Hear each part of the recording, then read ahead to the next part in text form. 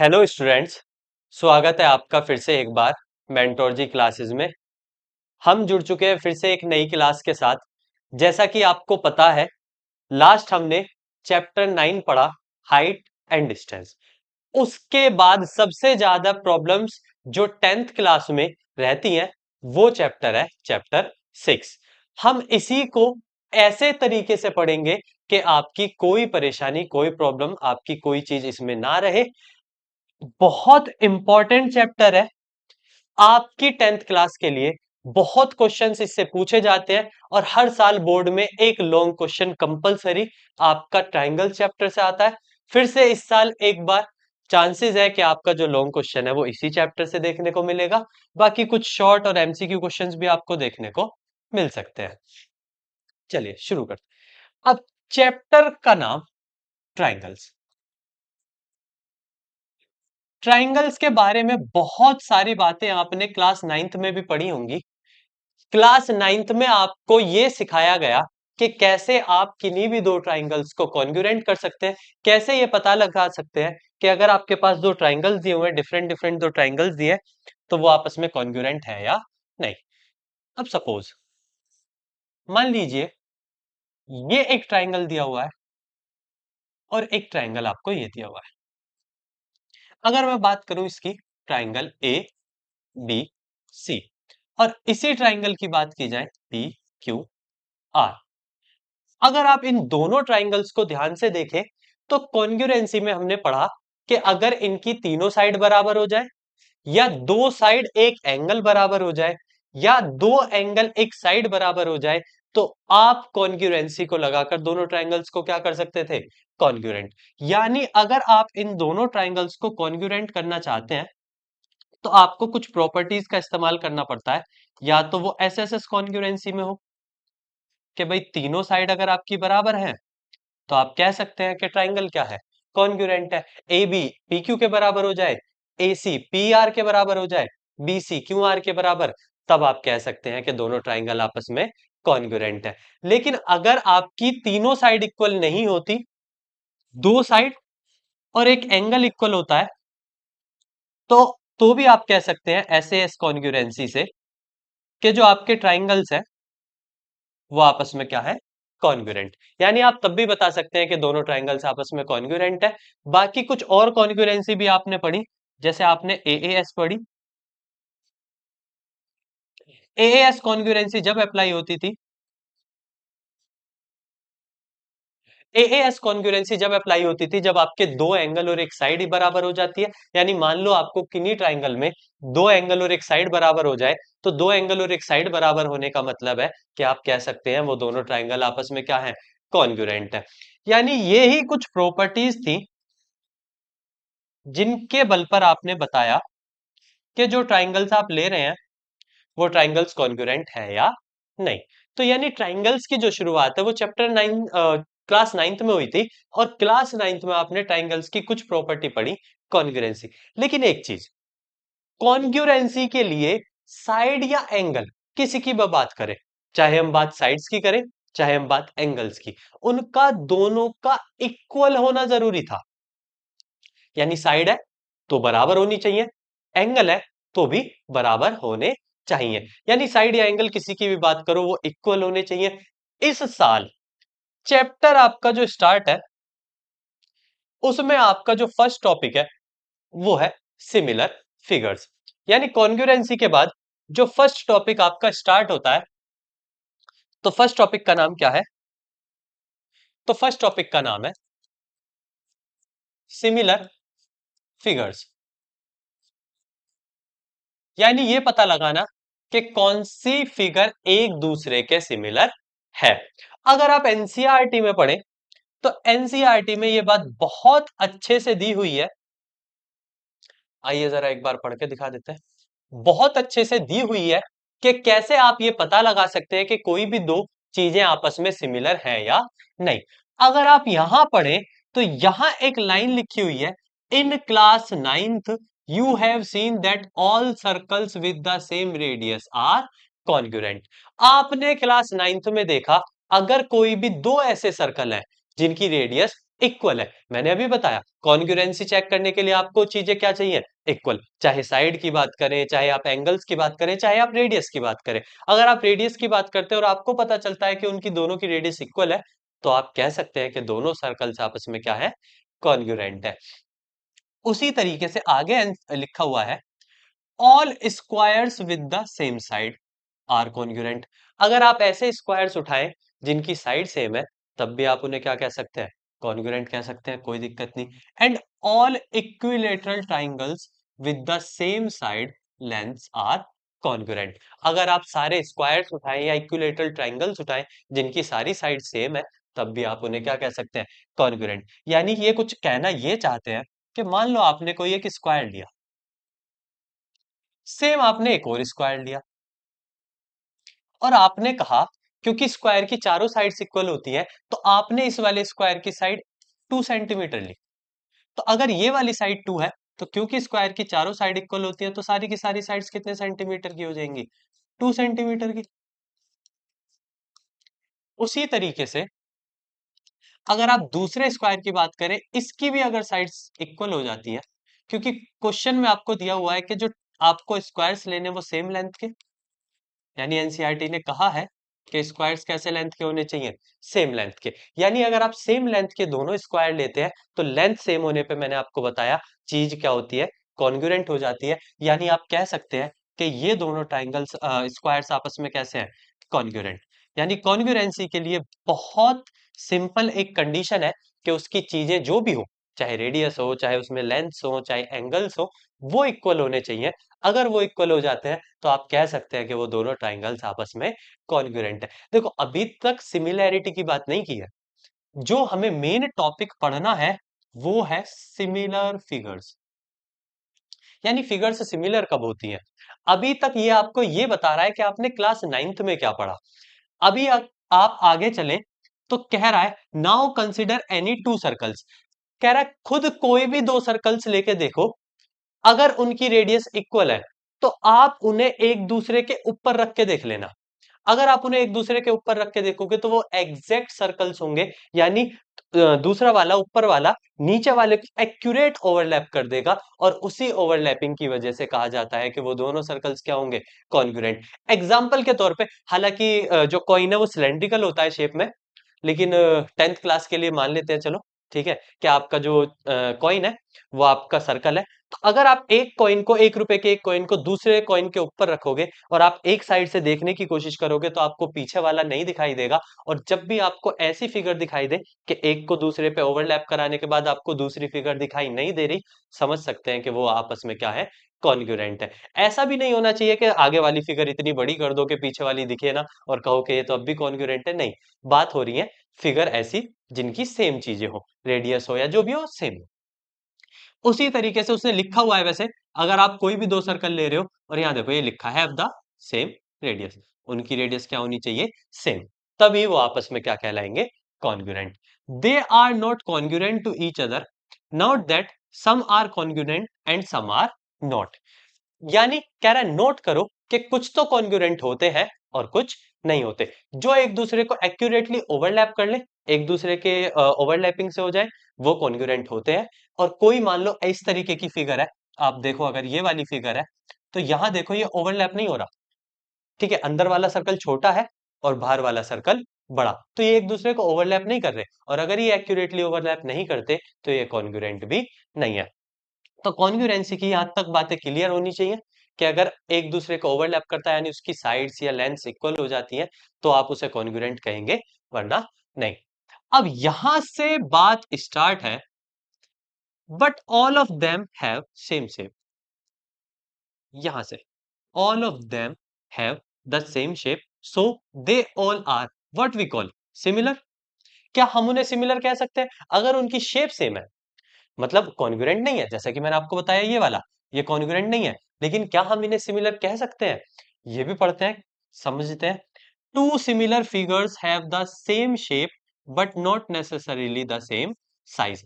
Similar figures का shape same हो सकती है, लेकिन कभी उनका साइज सेम नहीं है। यानी अगर आप कोई भी ऐसी दो फिगर्स उठाते हैं, फॉर एग्जाम्पल जैसे मैं आपसे कह रहा था, अगर हम सिमिलर फिगर्स की बात करें, ठीक है, तो अगर हम सिमिलर फिगर्स की बात करें तो सिमिलर फिगर्स में मान लो ऐसे करके मैंने दो चीजें उठाई, एक ये स्क्वायर लिया, एक स्क्वायर इससे बड़ा लिया। यानी अगर आप इन दोनों स्क्वायर को देखें तो एक स्क्वायर छोटा है, दूसरा वाला बहुत ज्यादा बड़ा है। तो क्या ये सिमिलर हो सकते हैं? अभी तक की बात से हमें ये पता चल रहा है मे बी,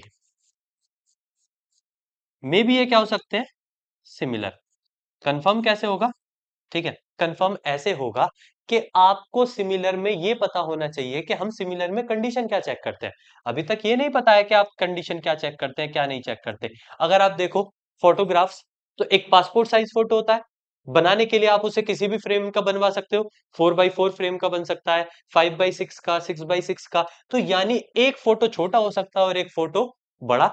अगर देखा जाए तो वो दोनों देखने में कैसे दिखेंगे, सिमिलर, क्योंकि उनकी शेप सेम है। तो एनसीईआरटी कह रही है कि शेप सेम होता है, साइज सेम नहीं होता, तो क्या वो सिमिलर होते हैं?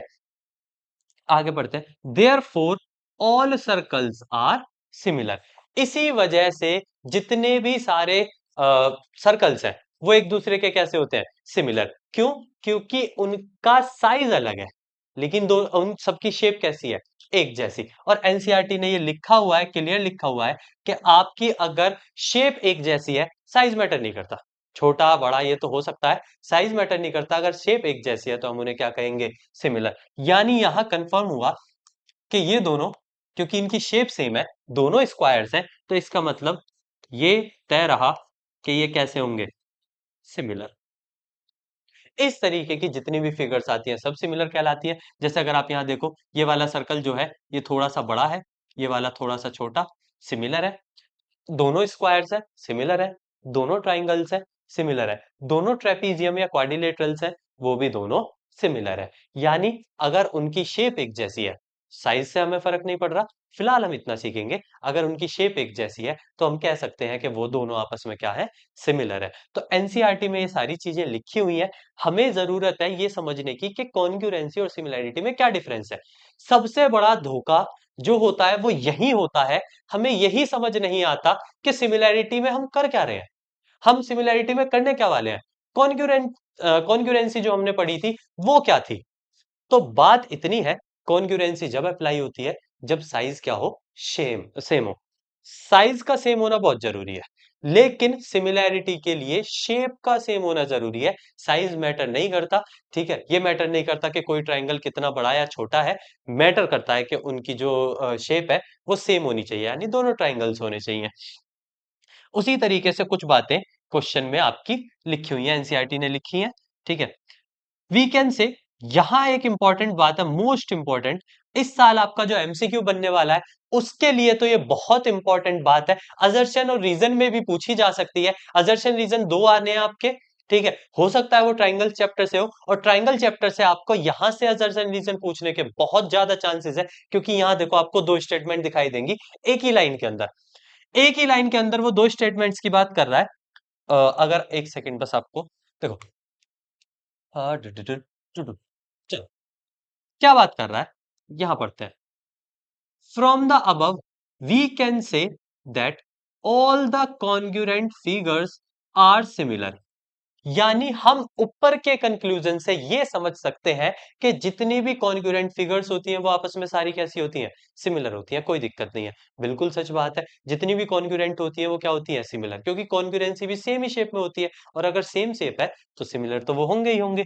लेकिन हम ये कह सकते हैं कि similar figure not need to be congruent. हम इस बात को कह सकते हैं कि सिमिलर फिगर का कॉन्ग्रुएंट होना जरूरी नहीं है। बिल्कुल सही बात है। इस बात इस बात को जरा ऐसा समझते हैं, ठीक है, कि मान लो मैंने आपको यहां पे दो ट्राइंगल्स लिए, एक ट्राइंगल ये लिया, एक इससे थोड़ा सा बड़ा लिया। अब अगर आप देखो तो मैं इन दोनों को सिमिलर कह सकता हूं, बिल्कुल कह सकता हूं। ये दोनों सिमिलर है, लेकिन ये एक दूसरे के कॉन्ग्रुएंट नहीं हो सकते। क्यों? क्योंकि एक छोटा है और एक क्या है, बड़ा। और कॉन्ग्रुएंसी के लिए तो हमें सेम साइज चाहिए, तो सेम साइज ना होने की वजह से ये सिमिलर तो है, सिमिलर तो है ये, लेकिन कॉन्ग्रुएंट नहीं है। लेकिन अगर हम कोई ऐसी फिगर लें जो आपस में कॉन्ग्रुएंट हो, यानी दो ऐसे ट्राइंगल्स लें जो आपस में कॉन्ग्रुएंट हो, यानी उनका साइज जो है वो सेम हो, तो अगर आप देखो तो ये क्योंकि दोनों ट्राइंगल्स हैं सेम साइज के हैं, मान लेते हैं सेम साइज के हैं, तो सेम साइज के हैं तो क्या होंगे, कॉन्ग्रुएंट। अब कॉन्ग्रुएंट है तो दोनों ट्राइंगल्स ही, यानी सेम है। शेप कैसी है, सेम। अगर शेप सेम है तो ये सिमिलर भी है। तो यानी जो एनसीईआरटी ने बात लिखी है वो बिल्कुल सही है कि कोई भी चीज है वो आपकी कॉन्ग्रुएंट है तो 100% वो क्या होगी, सिमिलर। लेकिन ये कंपलसरी नहीं है कि अगर वो सिमिलर है तो वो क्या हो, कॉन्ग्रुएंट। यहां से अजर्शन रीजन बहुत प्यार से बन सकता है, एक लाइन में आपको लिख देगा कॉन्ग्रुएंट फिगर्स आर सिमिलर, वही रीजन में लिख देगा similar figures not need to be congruent. आपसे पूछ लेगा कौन सी बात सही है और कौन सी नहीं। तो याद रखिएगा ये बहुत इंपॉर्टेंट है एमसीक्यू के लिए, एक नंबर में आपको यहां से पूछा जा सकता है। ठीक है, इसको कवर करके रखिएगा। ये सारी बातें हमने किसके अंदर डिस्कस की, सिमिलर फिगर्स। तो अब हम सिमिलर फिगर्स को समझ गए हैं, ठीक है, जिनका शेप सेम होगा लेकिन साइज से मैटर नहीं करता, वो छोटे बड़े हो सकते हैं, वो सिमिलर होंगे। इसी के साथ आगे चलते हैं, ठीक है। अगर इतनी बातें क्लियर है तो जरा आगे चलते हैं। आगे अब यहां अगर आप देखो तो एक आपको फोटोग्राफ दिखाई दे रहा है। फोटोग्राफ में एक ताजमहल बना हुआ है लेकिन उसका जो फोटो है वो थोड़ा बड़ा है, ये वाला थोड़ा छोटा है, ये थोड़ा उससे भी छोटा है। लेकिन अगर आप तीनों फिगर्स को देखो तो तीनों स्क्वायर है, यानी शेप तीनों की सेम है। सेम है तो इसका मतलब तीनों आपस में क्या होंगे, सिमिलर। तो बिल्कुल सही बात है, तीनों आपस में क्या रहेंगे, सिमिलर। उसी तरीके से एनसीईआरटी ने आपको चीजें बताई हैं। एक्टिविटी 1 ये आपको बता रही है कि अगर आप किसी भी फोटो है उसके ऊपर बल्ब लगा दोगे तो उसकी शेडो बड़ी होके बनेगी। ठीक है, शैडो हमेशा बड़ी बनती है, अगर कुछ वक्त पे छोटी भी बनती है वो बात अलग है, वो एंगल पे निर्भर करती है। ठीक है, एंगल टू एंगल वेरी करती है। लेकिन वो कह रहे हैं कि अगर आप बल्ब को ऐसे लगाओ और उसकी लाइट किसी फ्रेम पर डालो तो उसके नीचे क्या बनेगी, शैडो। उस वक्त वो शैडो बड़ी बनेगी। तो उस वक्त पे वो दोनों कॉन्ग्रुएंट नहीं होंगे क्योंकि एक छोटा है एक बड़ा है, लेकिन वो सिमिलर होंगे क्योंकि सिमिलर में साइज मैटर नहीं करता। ये कुछ बातें सिमिलैरिटी की थी। अब उसी पर बेस्ड आपको दी हुई है एक्सरसाइज 6.1। तो अगर हम बात एक्सरसाइज 6.1 की करें, ठीक है, अगर हम बात एक्सरसाइज 6.1 की करें, यहां से 6.1 में कह रहे हैं fill in the blanks using the correct given brackets. यानी आप फिल इन द ब्लैंक्स दिए हुए हैं, आपको उन्हें भरना है। कोई दिक्कत नहीं है, देख लेते हैं क्या दिए हुए हैं। आपको पहला क्वेश्चन दिया हुआ है, first MC fill in the blanks दिया हुआ है, ऑल सर्कल्स आर। मैंने अभी अभी आपको बताया सारे सर्कल्स की शेप जो है वो सेम है, सारे सर्कल्स दिखने में एक जैसे हैं। अगर वो सारे एक जैसे हैं तो सीधी सी बात है वो आपस में क्या रहेंगे, सिमिलर। क्योंकि छोटे बड़े हो सकते हैं और छोटे बड़े होने से वो सिमिलर तो हमेशा रहेंगे ही रहेंगे। तो कह रहा है ऑल सर्कल्स आर, तो आपका आंसर क्या होगा, सारे के सारे सर्कल्स क्या होंगे, सिमिलर। तो आपके फर्स्ट पार्ट का जो आंसर हो जाता है वो हो जाता है सिमिलर। कोई दिक्कत नहीं है। ऑल स्क्वायर्स आर, फिर से वही बात है, स्क्वायर छोटा बड़ा हो सकता है, तो छोटा बड़ा है तो वो कॉन्ग्रुएंट तो नहीं हो सकता, लेकिन हाँ क्योंकि रहेगा तो स्क्वायर ही, उसकी शेप तो नहीं बदलने वाली। अगर शेप नहीं बदलने वाली तो ये तो तय रहा कि वो क्या रहेगा, सिमिलर। कॉन्ग्रुएंट तो नहीं हो सकता लेकिन वो हमेशा क्या रहेगा, सिमिलर रहेगा।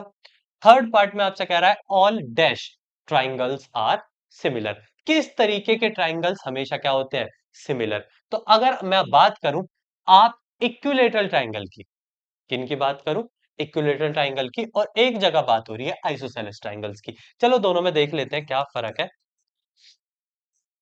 ये आइसोसेलेस ट्राइंगल्स ले लेते हैं और यहां ले लेते हैं इक्विलेटरल। इक्विलेटरल, चलिए अगर हम बात करें इक्विलेटरल ट्राइंगल्स की, अब इक्विलेटरल ट्राइंगल्स ऐसे ट्राइंगल्स होते हैं जिनकी तीनों साइड बराबर होती है। ठीक है, आप कोई भी साइड उठा के देख लो, उनकी तीनों की तीनों साइड आपको देखने में कैसी दिखेंगी, बराबर। आप ये उठा लो, इन तीनों साइडों को उठा लो और ये तीनों आपस में देखने को कैसी मिलेंगी, बराबर। ठीक है, ये आपस में बराबर मिलेंगी। यानी इक्विलेटरल ट्राइंगल बड़े छोटे हो सकते हैं, लेकिन बड़े छोटे होने के बाद भी उनका जो शेप है उनकी जो शेप है वो चेंज नहीं हो सकती, लेकिन आइसोसेलेस ट्राइंगल्स की शेप चेंज हो जाती है। इस बात को बहुत अच्छे से याद रखना। आइसोसेलेस ट्राइंगल ऐसे ट्राइंगल्स है जिनकी शेप चेंज हो सकती है। क्यों? सॉरी। क्योंकि उनकी जो थर्ड साइड है उनका उस थर्ड साइड से कोई लेना देना नहीं है, थर्ड साइड इक्वल नहीं है, और थर्ड साइड इक्वल नहीं होने की वजह से उनकी शेप में चेंज हो सकता है। आपको ये चीज जब पता चलेगी जब आपको हम एक्सरसाइज थ्योरम बताएंगे, बीपीटी, ठीक है, ये बताएंगे कि आप कैसे सिमिलर कर सकते हैं, तब आपको एक्यूरेटली पता चलेगी। क्योंकि इस साइड का और इस साइड का रेशो हो सकता है कि सेम ना हो, और रेशो सेम ना होने की वजह से वो सिमिलर नहीं हो सकते। तो कह रहे हैं all dash triangles are similar. 100% बताना है, कोई मतलब एक्यूरेसी के साथ बताना है, ये नहीं है कि भाई कोई चीज हो सकती है या नहीं हो सकती।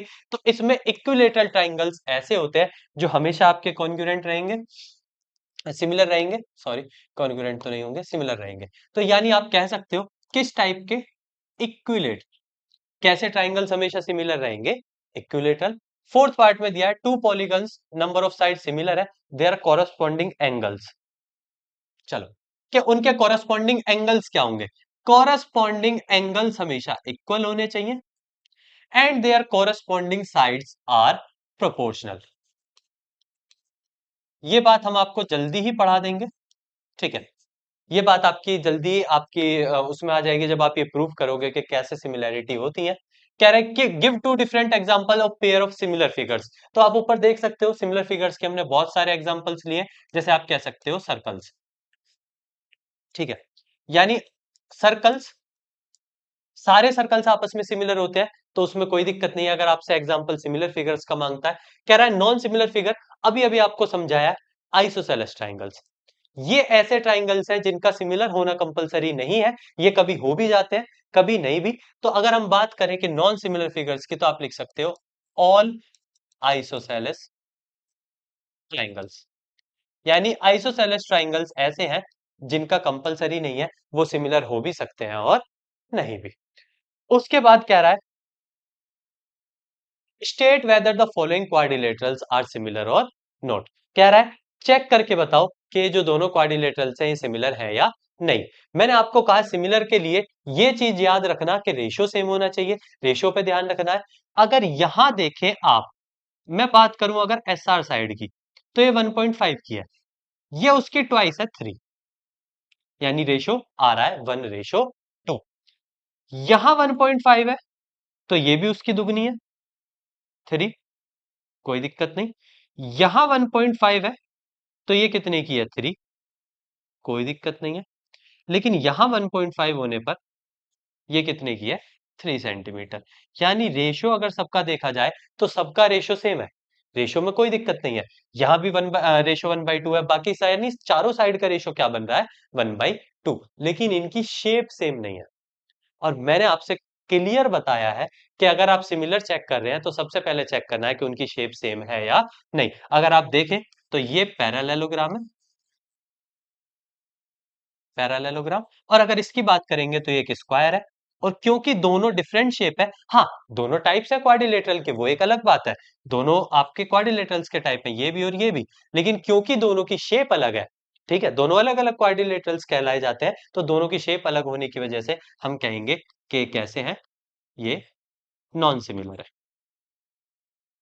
ठीक है। तो यानी अगर कोई प्रॉपर्टी वर्क कर भी जाती है तो ये ध्यान रखना है कि दूसरी वर्क कर रही है या नहीं। रेशियो सेम देखना नहीं है खाली, ये भी देखना है कि उनकी शेप्स क्या क्या है, ठीक है।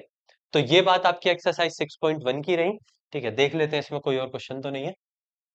हाँ, ठीक ठीक ठीक, ठीक है, इतनी बातें क्लियर है, ठीक है। तो अगर हम समझे, एक्सरसाइज 6.1 में हमें ये चेक करना सिखाया कि हम कब सिमिलर मान सकते हैं और कब नहीं, क्या कॉन्ग्रुएंसी होती है, कब कॉन्ग्रुएंट होते हैं, कब सिमिलर होते हैं, इन सब के बारे में हमें बताया। वहीं से मैंने आपको बताया, क्योंकि इस साल एमसीक्यू और 1 मार्क्स के क्वेश्चन बहुत ज्यादा है, तो आपके एक्सरसाइज 6.1 उस लिहाज से बहुत इंपॉर्टेंट है।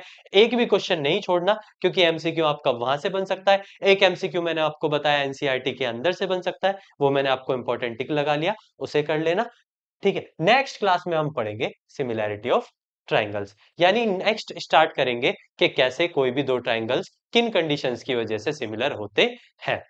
तब तक के लिए पढ़ते रहिएगा, करते रहिए। ठीक है, बाकी मिलेंगे हम नेक्स्ट वीडियो में।